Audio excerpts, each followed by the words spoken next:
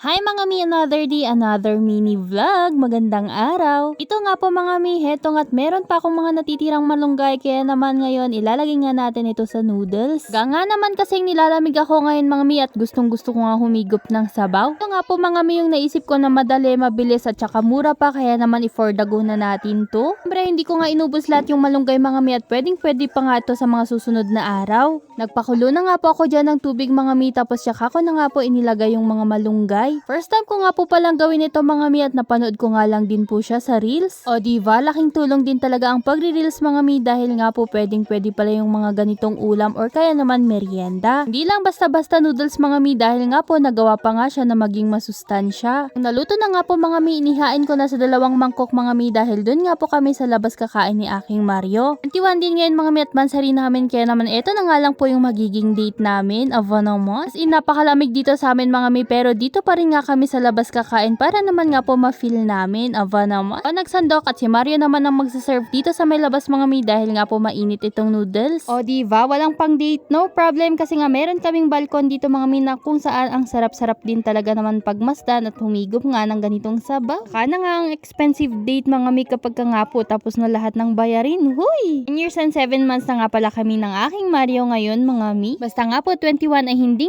namin po nakakalimutan yung araw na yan. Kahit naman nga po matagal na kami mga mi, inaalala pa nga rin po namin kung kailan kami nagkakilala, kung anong araw, ganers. Importante pa rin sa amin yun at mahalaga mga mi, para nga po magtagal ang relasyon ba, ganers. Siyempre sa totoo lang mga mi, kaya naman lang din talaga nagtatagal ang isang relasyon kapag ka nga po pinagpipray ito, kung saan nasa gitna nga lang po ang presensya ni Lord, ganers. Siya mga mi, hindi ko alam na napapatungangan na pala ako dito sa paghigop ko ng noodles, kaya naman yun lang for today's video. Salamat sa inyong panonood, please follow, like, and share po. Bye-bye! Bye!